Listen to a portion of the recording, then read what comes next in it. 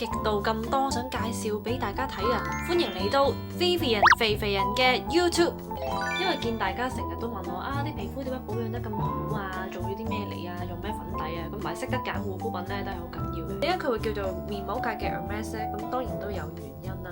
呢一個 Euro Beauty 嘅面膜 set 啊，都真係名不虛傳嘅。特別推介 Horse Oil 呢一隻嘅面膜啊，佢話寫住特別滋潤啦，咁但係我又覺得佢個滋潤嘅程度咧，其實喺中間啦，又未算好滋潤，但係佢個保濕程度係真係一流嘅，同埋佢個香味咧，我係覺得聞落好舒服啦，好療愈啦，佢個面膜紙都係當然做得好好啦，真係好親膚貼面啊，咁減淡細紋係做得非常之好。咁另外仲有呢一隻好出名嘅 H2O 面膜，你用完之後咧，你會 feel 到係猛烈地啲毛孔咧，好似有收縮水咁樣啦，收縮咗嘅，摸到塊面度係 BB 機咁滑嘅，即係如果你想有一個好奇蹟嘅出現嘅早上咧，你可以用佢嘅，佢係一個滑到不得了嘅 mask 咧，就佢係可以 last 到第二日都仲係咁滑嘅。嚟啦，重中之重就係呢一個最基本款嘅 Hydro Lift。點解最基本款會係重中之重咧？咁就係因為我前排因為出咗個 show， 跟住咧就曬到半邊一個斜角膊頭咁樣燒窿咗啦，咁紅晒啊，又甩皮啦，都幾痛苦。咁我就用咗呢一隻 mask 敷塊面之餘咧，亦都攞咗佢嘅汁液出嚟咧，就搽個膊頭啦。哇，係真係可以係完全係可以減紅，係可以減到我諗有80% 度啦。哇，可以係咁犀利嘅，即係其他有香料成分嗰啲都唔可以用落去啦。咁 which is 好多面膜都有香料成分啦。咁呢一隻係純天然得嚟，咁又可以即刻俾到啲皮膚養分，好似 supplement 一樣嘅保濕面膜咧，可以即時吸收得咁緊要嘅咧，咁就化妝櫃入邊係唔可以冇嘅看門口面膜。講緊呢一套咁厚啊，200零蚊就已經可以有成套19件，咁係咪好抵先？想同大家介紹下呢個袋啊，叫做 Teddy Blake 嘅袋，真係超級靚同埋實用啊！即係老實講，其實外國牌子都的確係啲皮質做得靚啲嘅，咁大家有興趣可以喺佢官網買。嚟香港我記得都好快啫，4至5日就已經嚟到香港啦。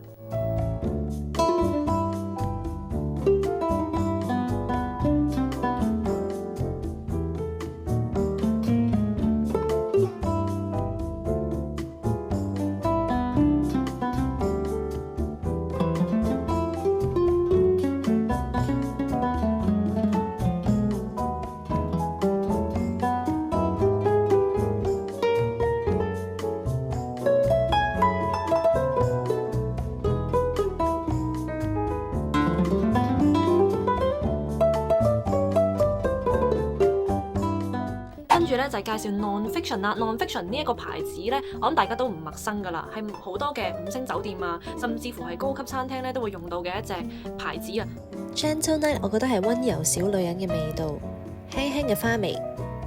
Rose Pale 就玫瑰加啲草木味啦，呢就係一定要買噶，因為洗完之後咧頭髮好蓬鬆之餘咧留香度仲好高，我諗有24小時。The Beige 係新出嘅味道，我會話佢係嘉益 Flower 嘅高級版，有錢人嘅味道啊。Spa 呢條 line 咧就冇乜香味嘅，不過勝在夠滋潤咯。暫時係得中環旗艦店可以現場試香啊，不要錯過這個牌子。咁仲有 Tur 呢一隻核突到我唔敢影俾大家睇，啲暗粒啊，佢完全幫我框咗落去，話俾大家睇啊，嗰度有個細紋咁樣。咁呢一個咧亦都係not bad，但係都唔係最靚咯。佢係會有個厚重感啊塊面，所以就真係好唔推介大家買呢一隻。跟住就係介紹呢一隻人皮面膜啦。嗱，聽呢個名都覺得驚啊！人皮面膜係因為想講佢好貼面啦，好親膚啦。佢係叫做吸塵機面膜啊，咁就會吸晒毛孔入邊暗瘡啊、油脂、粉刺出嚟啦，直頭係肉眼可見嘅。咁我自己就會敷過嘢啦，我會覺得吸得更加多嘅粉刺出嚟，就好似塊 mask 抵啲用啦，都唔平啊！我上網買就900幾蚊買4盒嘅。咁啊，當然仲有 Glycel 呢個居家必備嘅牌子，我喺 IG 講咗好多次，呢一隻係好好用嘅。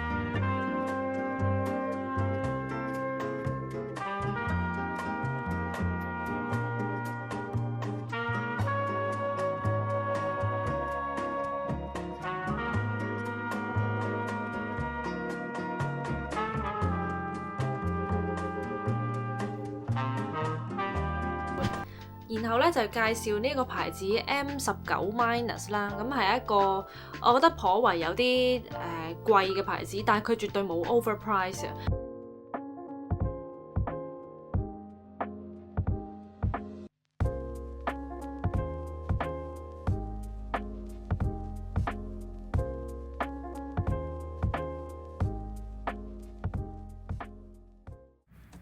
下集預告，考考大家呢度係巴黎定越南呢？